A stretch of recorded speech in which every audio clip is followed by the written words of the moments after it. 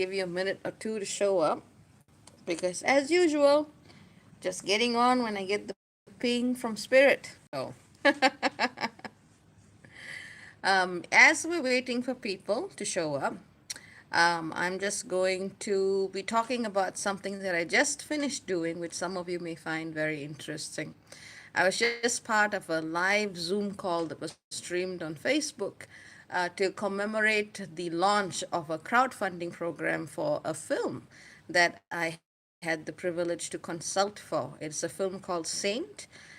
You can look it up at saintthefilm.com, and it's basically a movie that is about the life of Saint Teresa of Avila. And the key people involved in that movie came to me for a reading, and I was advising, okay, this is the time to launch, and they asked me to speak at the event as well.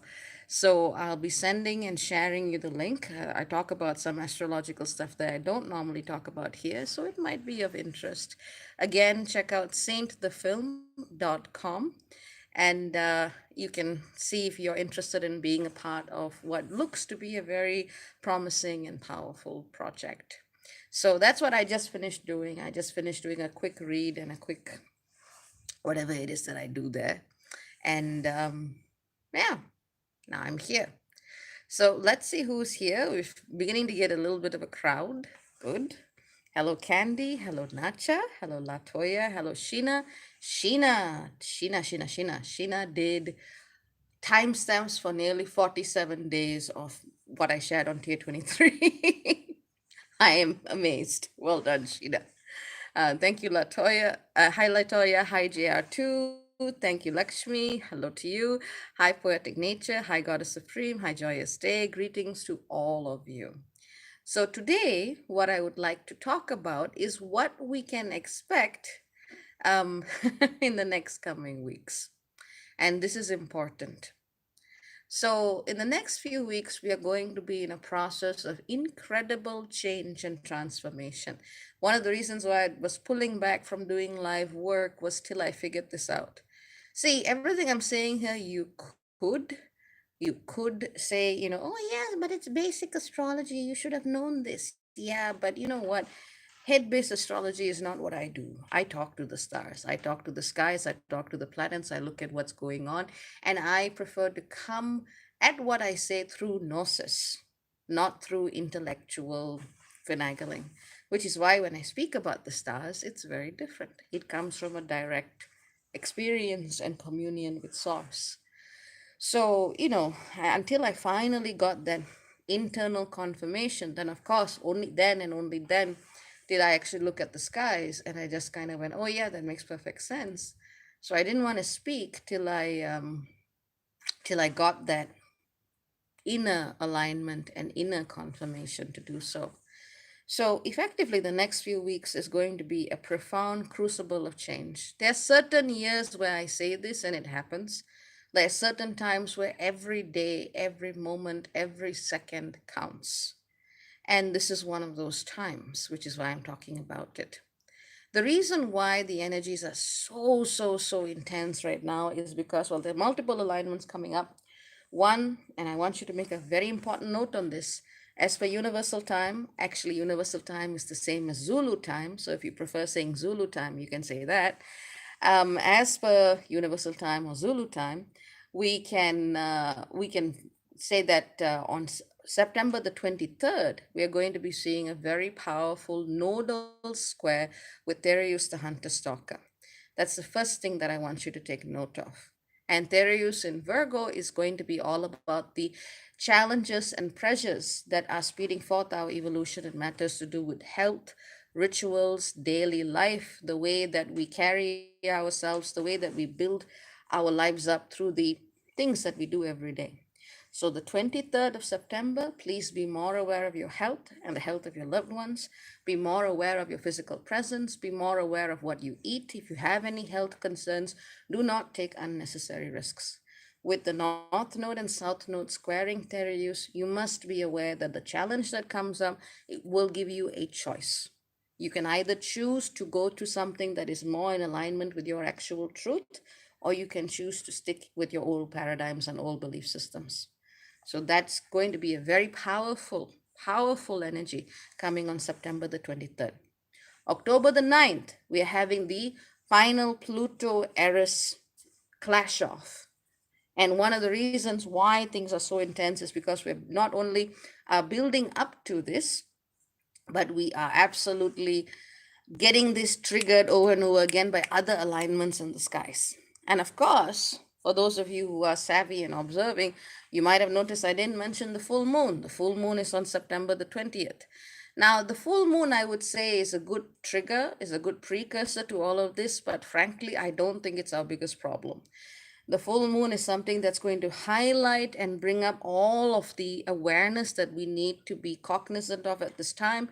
September the 23rd, we're going to have that challenge from Tetherius, and October the 9th, we're going to be seeing this big clash between Pluto and Eris in the skies. Now, the Pluto and Eris squares have been going on since 2019.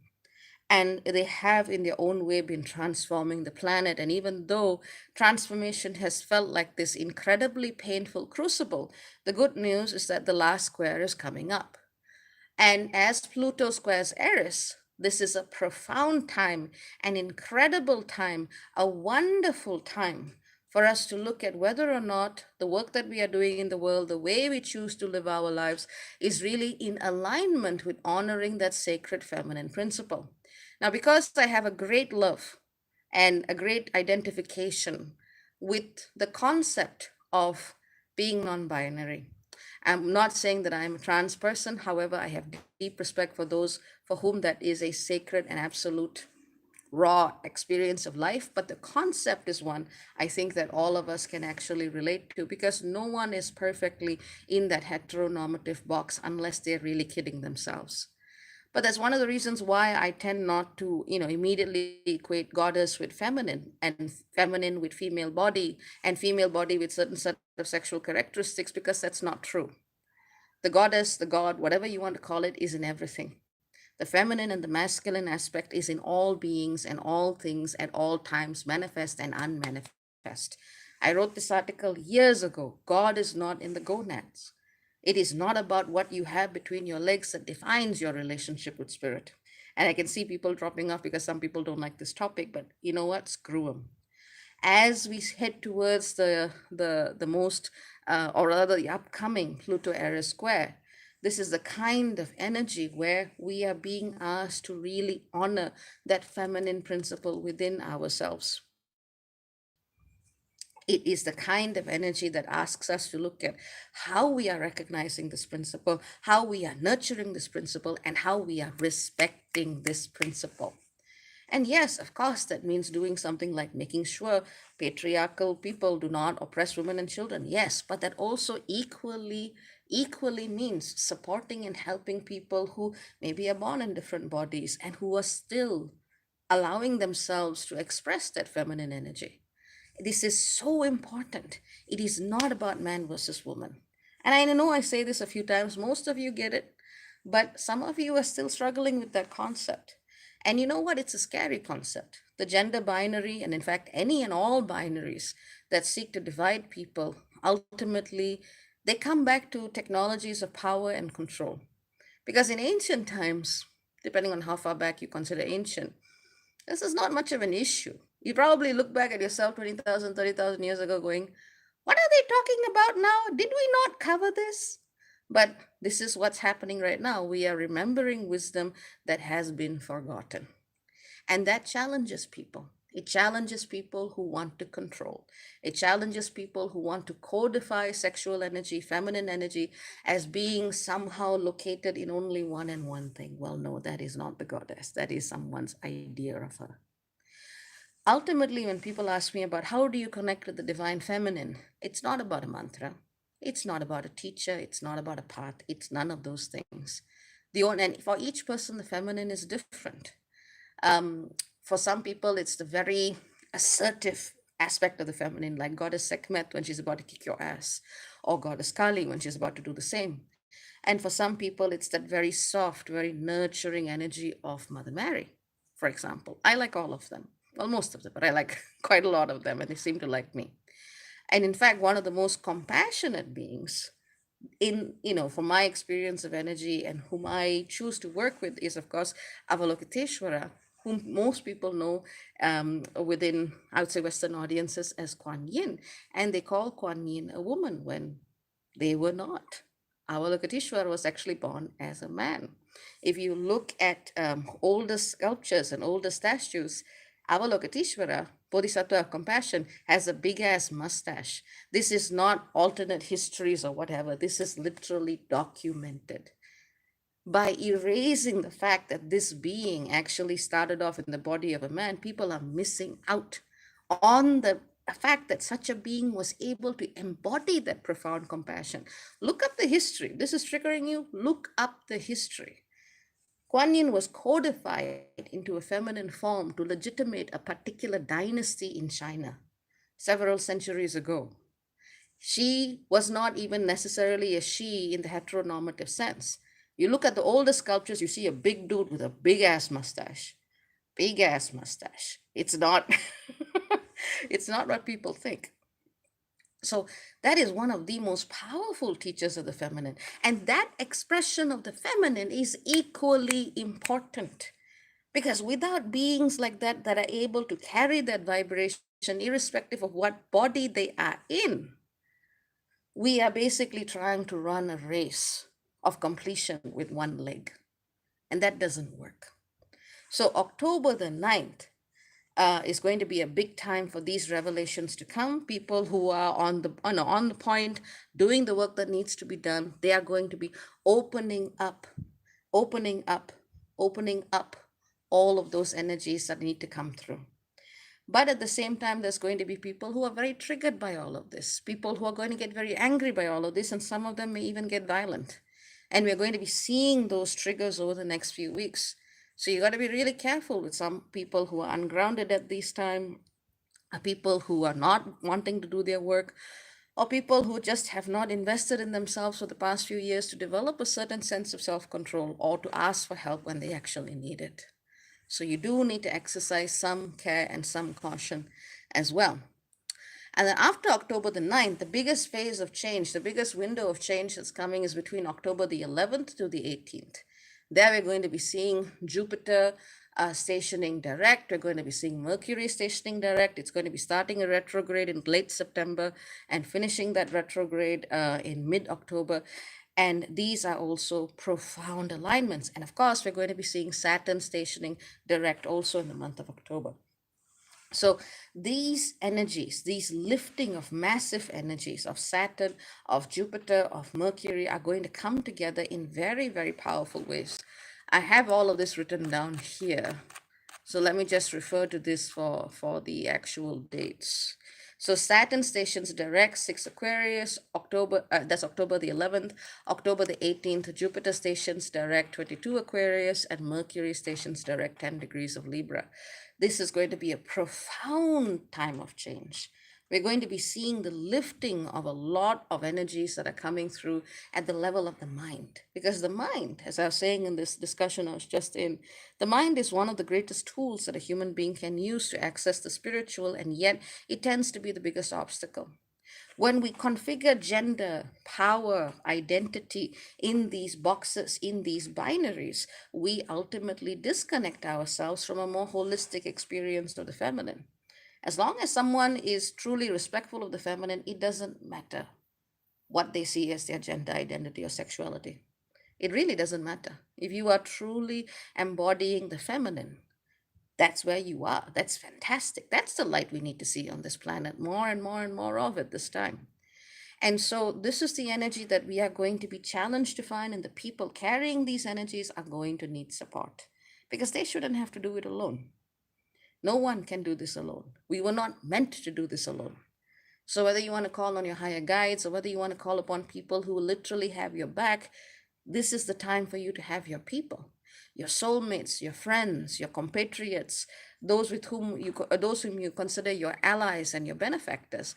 You need to have people to have your back, and you also watch the back of your people. And your people isn't something that is defined by ethnicity or by race or by whatever. It's about soul.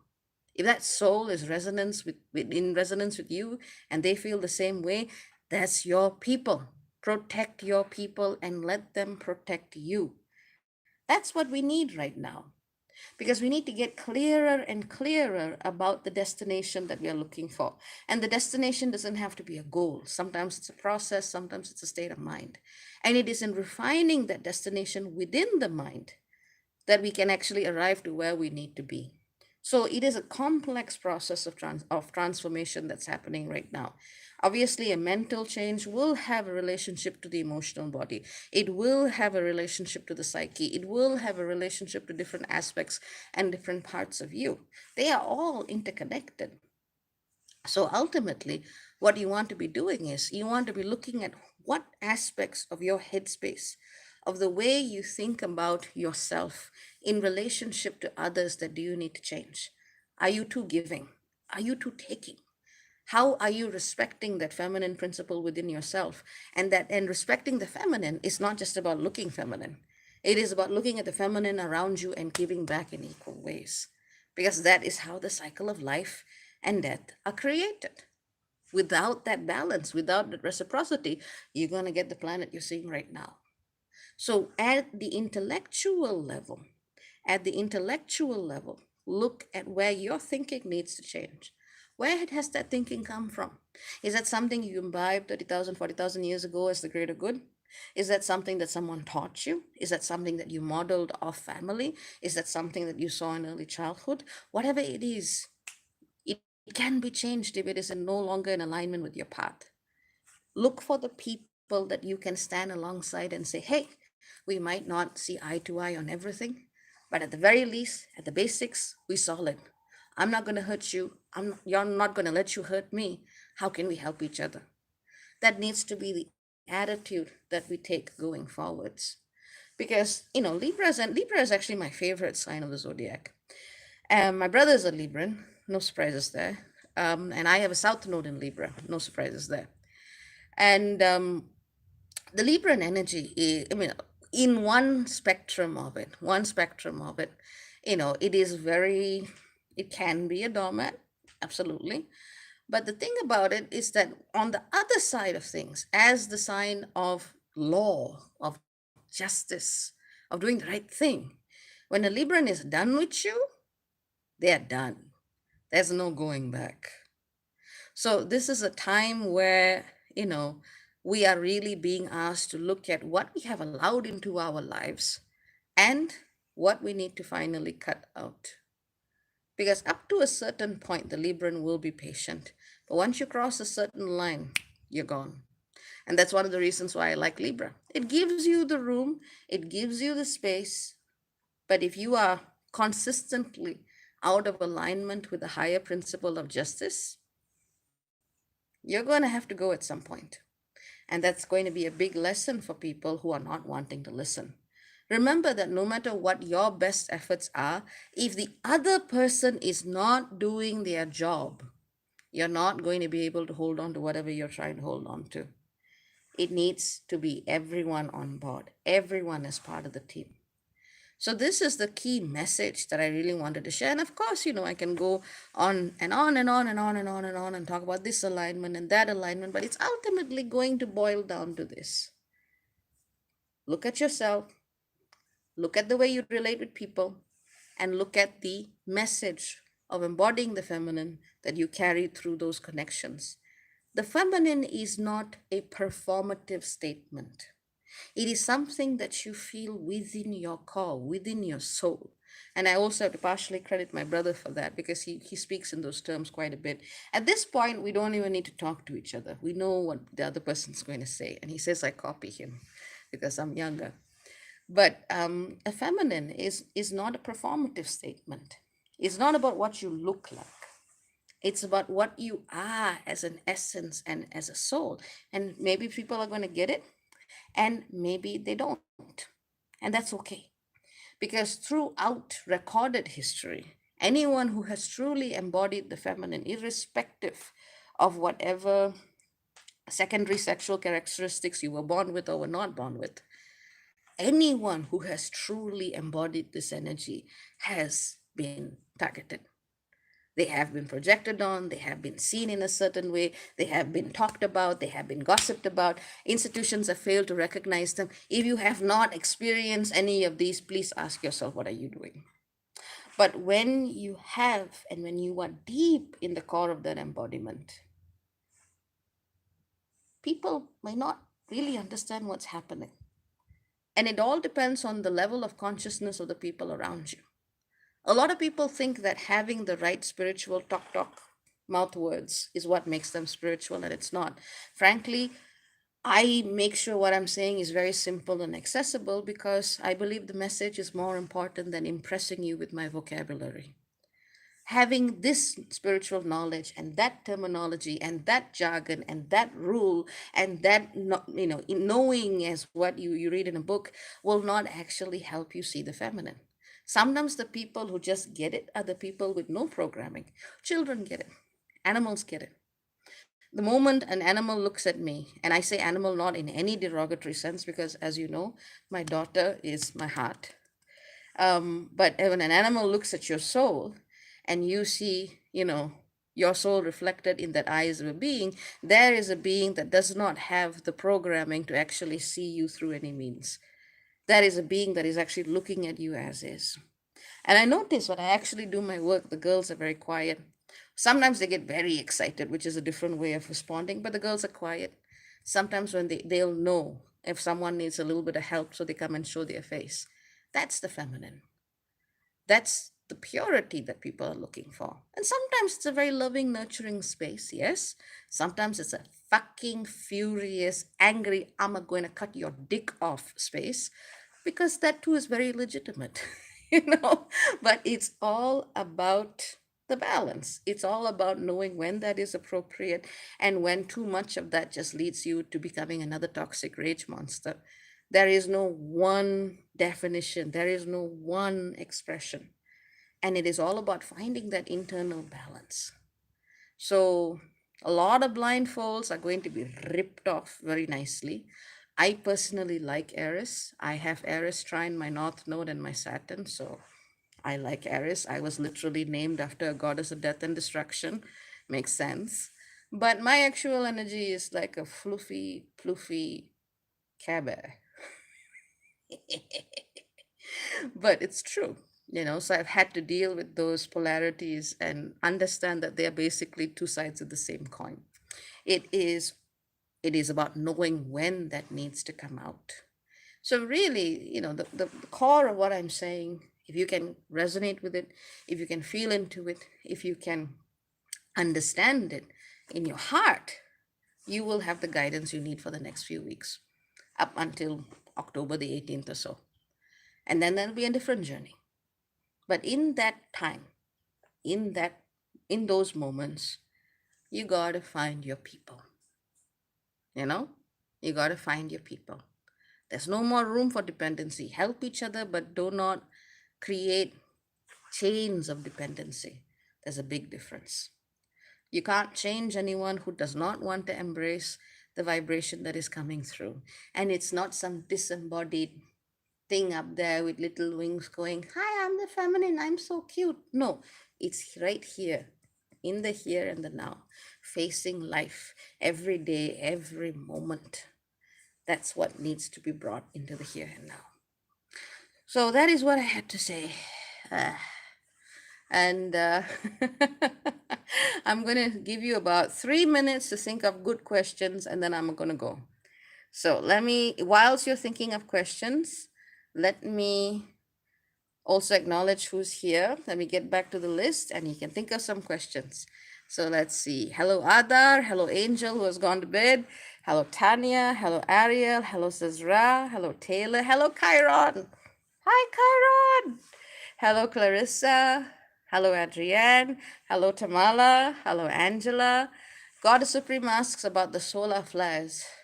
I don't know, honey. I think every day is a solar flare for me. Hello, Divine Artistry. Hello, Ray. Hello, LF. Hello, VB. Hello, Luna. Luna's birthday is coming up. Happy birthday, Luna. Luna, I love Luna and Nebula and her partner. They're such a loving family. Okay, Ariel says, exactly. I'm a man biologically. I enjoy being a man, though I have the two, and spiritually, I know I am or have a woman deeply within my soul. Nice. Hello, Susan. Oh, and Ariel continues. So I walk with the woman within and she liberates me. I like. Hello, Ashley. Fantastic. I feel such a strong pull towards non binary. It is so beautiful and such an important movement. Absolutely. Hello, who else is here? Da-da-da-da-da. Uh, okay. Hello, Madia. Hi, sis. Hi, sis. Nice to see you. Hello, Coco Monday. Sheena asks, how do we call on our people? It's a good question. I think the way you call on your people is to show up. Is to show up not just when, things are pretty and nice, but also when things are shitty. And showing up doesn't always mean help, rescue me. It's about saying hi, how are you? My bestest friends are basically the people whom I send random animal pictures almost compulsively to every day on Instagram or WhatsApp, because that's the way I show up to them. It's about just doing something where you want to show that person, hey, I'm here, I'm present, and it doesn't need to be an expectation. So look at the people who are making the effort, and that's how you'll know who your people are. Sometimes people really can't. Sometimes they're really tired. Sometimes I'm tired a lot because of all of the collective work that I do. I do not recommend this career path, by the way, in case anybody is wondering. But well, I tend to be quite tired, but even then, I make space for the people I value. So my friends will know, okay, if she's not sending me a cute puppy that looks like a koala, something's wrong. So that's how they know. So it's some because Sheena's asking about community and vision, and that's a very head-based way of looking at it, and that's not wrong. But if you're looking for the gel, or what I like to call the glue, the ooziness that keeps bonds together, it's got to be the little things. Look for the little things, and you'll find your answer. Hello, Naomi. You like my floral outfit? Thank you. Thank you so much. I realized that as I've gotten older, I've gone through many phases. I've gone through a miniskirt phase. I've gone through only wearing velvet and satin. Second-hand clothes stores were very cheap in England when I was studying there. It's not having tons of money. It's just knowing where to shop. I've gone through all kinds of looks and all kinds of phases, and I think I've just settled into floral mom. That's what I am right now, which is fine. Clothes that I have animal hair on tend to be my my signature right now, and flowers. Cesra says your soul community. Thank you so much, and thank you for being part of this community. Okay, right. Ray says this is amazing news, fantastic. Matt Titan says peace, hello. Mackie says always dislike labels. Yeah. Ariel says this got to play on every screen across the planets. I'm sure. If aliens have a YouTube, they're probably like, oh, what she talking about today? Oh, yeah, I'm pretty sure. Chiron says there are truly no rules. I have learned how to hold the feminine through physical transition, masculinizing. I've seen you through that process. You're doing really cool. Um, let's see. Hello, Thelma. What else we have? Hello, Mountain Woman. Duality, what a ride. Indeed. Sky Blue says, thanks, Dr. B. Hannon Leidenheim says, how's life? Hello, Hannon. Hannon is a beekeeper. Very young, cool dude who keeps bees. Life is Ah, I don't know how to answer that question, Hannon. Um, uh, life. That's how I can answer you. Hi, Dusana. Heart to you as well. Hi, Tanya. And Adrienne says, was in my first earthquake this week. I made it, y'all. Good to hear. Good to hear. I hope everybody's safe. Keep eating oatmeal. You know what I mean. We Stormfelt, which sends multiple emojis. Excellent. Austin Amy, hi. Joyous Day says, what is the best way for us to mold, intertwine those two sides of self?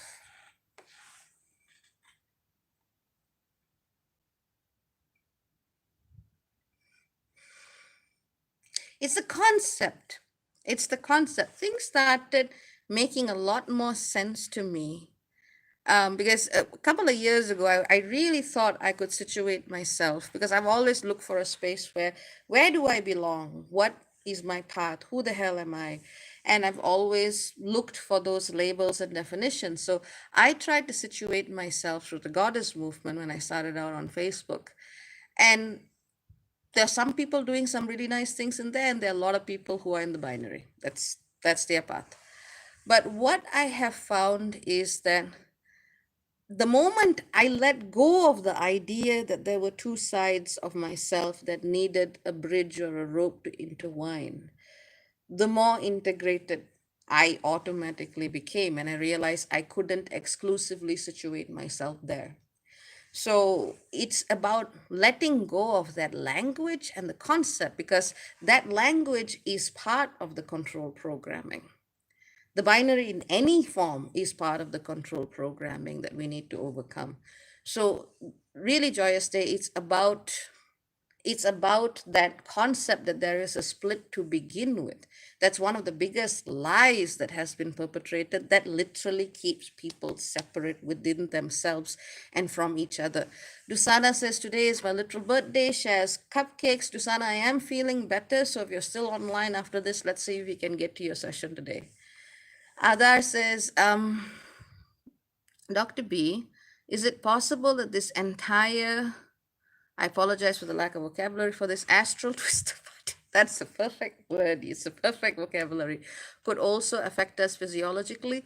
100%, my friend. There's even a branch of astrology called, I can't remember the specific name for it, but it is basically called medical astrology, and it tells you how and when the planets can actually affect, weaken, or even strengthen certain parts of your body. It's called iatromathematics. That's what it's called. Yes, absolutely. Physiologically and psychologically, it can absolutely have an effect. Ariel says, I know some toxic rage monsters. Aye, aye. Angel K says, I'm very present. Oh, okay, okay. I've been getting a lot of messages from Source about the divine feminine, and I'm wondering how to make the space to do this in a manner where it's more intimate with Source, a time mark.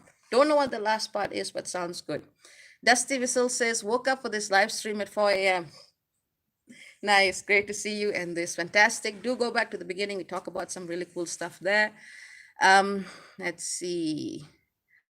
Enlightened Indy says hello, hello. Okay, Angel K, you got to be a bit more articulate here. What is the question? Or maybe I'm just not reading it right. Just let me know. Dusty Visual says, sharing my transitioning fundraiser in the chat. Feel free, go right ahead.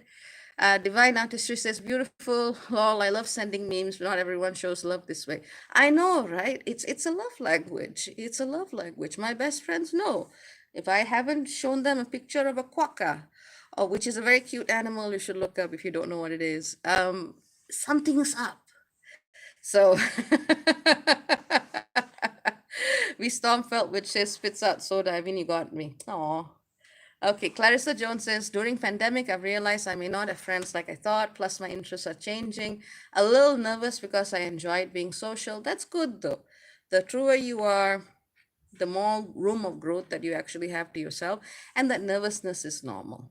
All right. Medea says, you are so beautiful. Know that. Thank you. I appreciate. I appreciate. Post Apocalypse Wildflower says, was totally thinking about eating oatmeal just now. Lol. Thank you for that. um, Oh, Chiron says, I remember when you asked me what I wanted to look like in our first session, I was so shy. Oh, I remember that. I remember that. Um, uh, we Stormfelt, which says, you want to use she and they pronouns, Dr. B. I don't know about this pronoun thing. Um, I, well, I don't want to just suddenly, I mean, I can understand parts of my brain go, yeah, you're definitely a they. And parts of my other self go, yeah, but she works. And parts of my other self go, yeah, that could be a he in there as well. But I think I'm not comfortable using the pronouns just yet because I think I want to do that when I feel more comfortable with it. My brother says that I'm definitely non binary if you consider it in terms of not exclusively on the metric of sexuality and gender. That one, yeah, definitely. I do not think in those categories, but I want a bit more time with that before I choose to make that shift. I take it very seriously. Poetic Nature says, thank you, Dr. B. This is amazing info. Most welcome. Let's see. Angel K says, I gave up on my question for now. I forgot how to enlarge my keyboard again, but thank you. Most welcome. Dusana Bomb says, she, they, he is 100% legit. This true? This is true. I don't know. I think I'm a bit of a grammar purist a little bit there. It's like, because in my mind, it's saying they is a multiple identities, which is true. I think I would feel a lot more comfortable if there was a word specifically for someone with that is specifically for, you know, an identity that goes beyond the binary. There is a really good adaptation, but I'm sure something will emerge. So let's see what happens when that happens. Um, let's see. Divine Artistry says, "Lol, I love sloths, especially baby sloths. Oh my god, this quokka reminds me of myself. You should see him eat. Quokkas eating are very cute. And did you know that wombat poops, or rather, wombats poop in square shapes? If you did not know, now you know. I found that to be the most fascinating fact, though I have not looked up wombat poop online. I just saw an article about it. Um, let's see. Oh, Clarissa says, Ashley McKay, it's nice to know I'm not alone. Thank you. It certainly feels lonely right now. That ties into something I didn't want to say. So, as people are walking towards, and on a serious point, as people are walking towards finding truer versions of themselves, let's just put it this way: your entire life, not just you, but generations that came before you and versions of yourself in different times, you've been walking life in a certain way and feeding off your energy to something else in a certain way, because there's so many control mechanisms and structures that feed off our energies. That's why it's easier to enslave people by putting them into ideological boxes that they think are then real. So when you start to really undo all of the bullshit that's been put in your, me, my, our collective headspaces, there is a a pushback that happens. Sometimes it can even be your ancestors if you're doing something that they couldn't do. Sometimes it is literally stuff in the collective field. Sometimes it's what I tend to call the opposition for not wanting to give them any more power in one's headspace. So sometimes when people are really taking those bold steps to go do something different, to go and do something real that resonates with your soul, they can feel a lot of opposition. This morning, I think it's because I was doing that guest talk, I guess, for that film launch that I talked to you about in the beginning, that film of Saint Teresa de Avila. I was When I woke up this morning, I felt heavy oppression, and I knew this wasn't me. I was literally crying out when I woke up, going, "Wait a minute, what the hell am I doing?" And then I had to do some clearing, and I came back to myself, and I felt this oppression that was absolutely nothing to do with me. And I realized, connecting the dots, it was just something to get me into the wrong headspace so I wouldn't be able to deliver the talk that I was supposed to deliver. But I did, and people liked it. But that is what happens, though.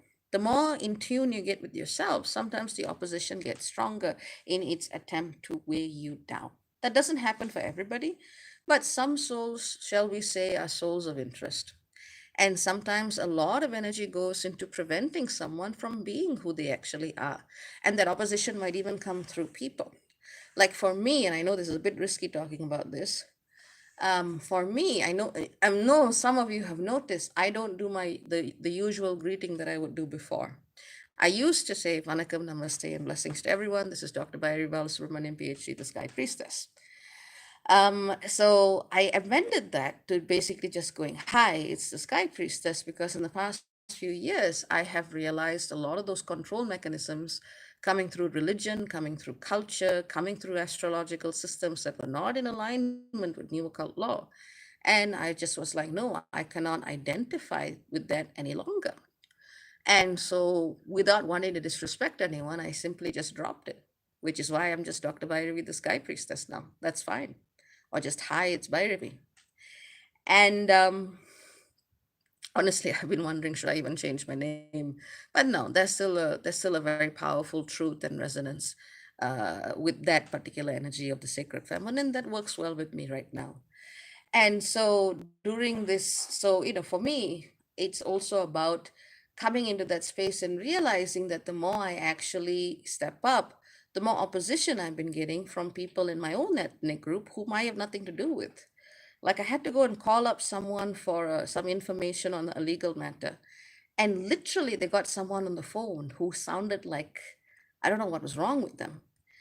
And effectively, they basically just went, okay, they wanted to pick a fight, claimed they were going to help me out, got someone else on the phone to try and yell at me for no reason at all.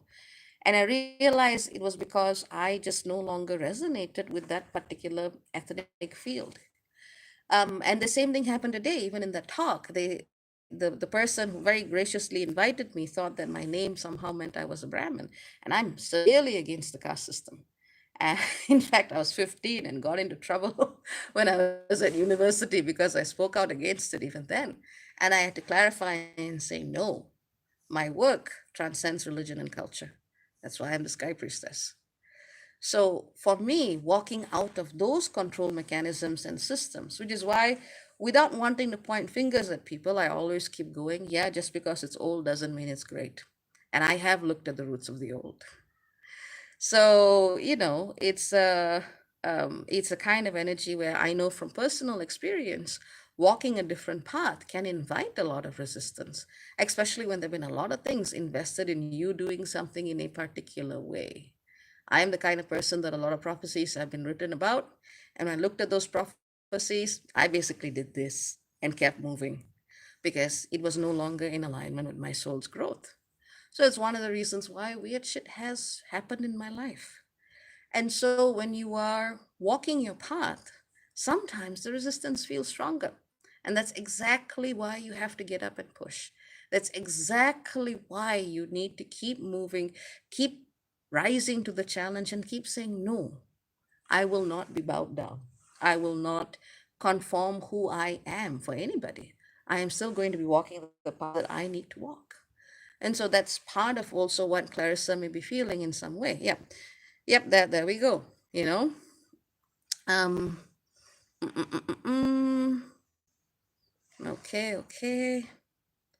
Right. Oh, Carl is here. Hello, Carl. Hello, Ariel. Nice to see you. A different Ariel.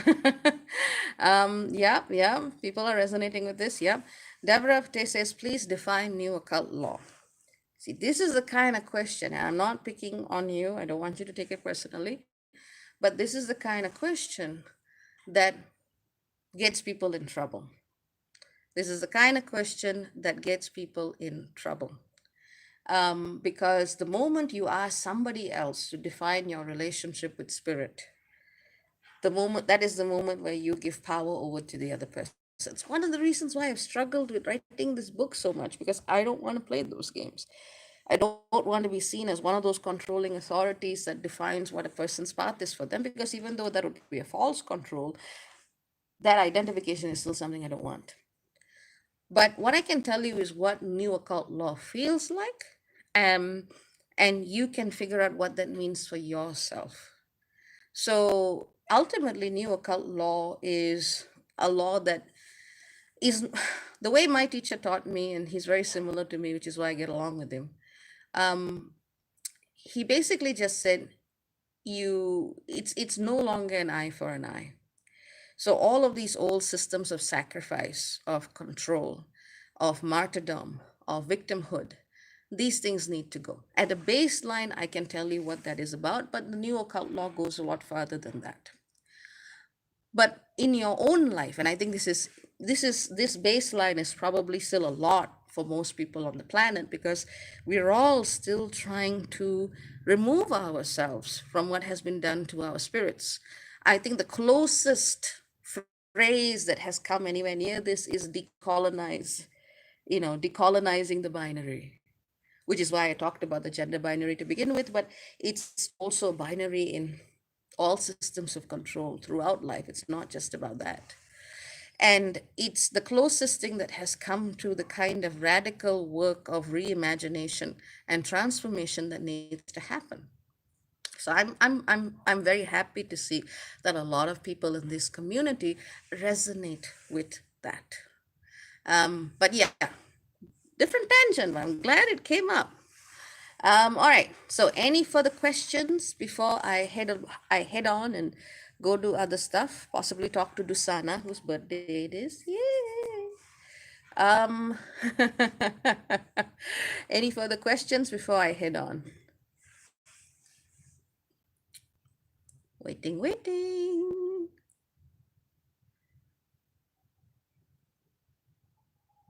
Okay, cool, cool. No? Everyone okay? Are we still there? Good. So, long story short, lots of transitions happening. September 23rd. Oh, wait, no, September 20th, full moon. Big important day. Hang on, let me look at my list. Make sure I get everything. Yeah, full moon, very important day. September 23rd, the nodes square Thereus. October 11 to 18, we see Jupiter, Saturn, and Mercury stationing direct in the air signs. So there's a lot of powerful, powerful transformation that needs to come. Okay, hang on, wait. Susan Lee says, question, please ask. Okay, Bibi asks, anything on the general lookout that we need to take care of?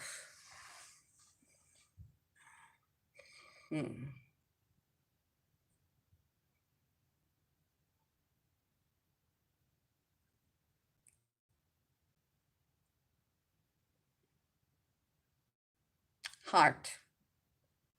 Watch out for your heart. Not just necessarily the physical heart, but look at your emotions. If you can manage your emotions, you can manage most things at this time. Managing your emotions doesn't mean suppressing them, it means acknowledging them and feeling them. Let's see. Angie wants to know what is the best things about Neptune on your ascendant. Angie, with respect, if you want a personal reading on a personal chart, please do book a session. You can do that at www.theskypriestess.as.me. Just because I don't like giving general predictions like that. Everybody is different. You may have other things on your ascendant that changes the flow of Neptune. So every soul, every chart has to be handled with a certain care and reverence. That is part of my practice. So I hope you don't mind, but I can't answer that question. Susan says, rest up or feel the vibes before direct in October. No, keep moving, keep going. Go, go, go, go, go, go, go, go, go, go. I'm so glad you asked that question. Go, go, go, go, go, go, go, go, go, go. Even though we have Mercury retrograde between September the 27th until,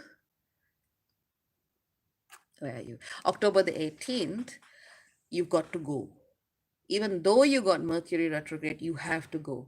The Mercury retrograde says check, check, check, check, check. Now, key tip, get as much as you can get done in motion before September 27th. Spend September 27th to October the 18th refining everything that you decided, but the forward movement is still going to be going on and on and on.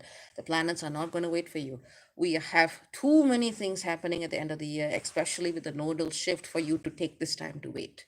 Normally, I would say Mercury retrograde, take time, rest. No, there's too much of a big launch coming, and you need to work with the momentum.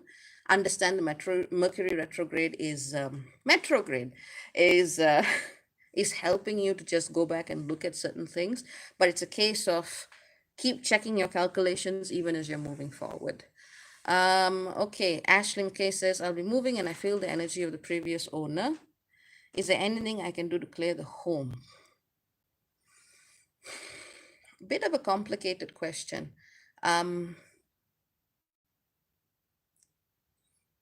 Actually, that's a bit too complicated, honey. You have to look at the specific circumstances. Sometimes homes are overly attached to the owners, and it's not good to stay there, even if they're renting it out. Sometimes the owner is dead and the part of the energy is there, so it's a bit too general. I mean, I can give you general ideas, but you can also look that up on Google, because it'll be just, yeah, no, you need to look at the specifics. So you probably need to work with one of the referrals I've sent you to before to see what can be done there. Okay. Dusada says Metrograde sounds like the worst cell service provider ever. It does, actually. Metrograde. Terrible service, guaranteed. Anyways, so I'm gonna go. You take care. Very many blessings, lots of love. Be kind to yourself, be kind to others, and take no bullshit. Ciao, ciao for now. Bye.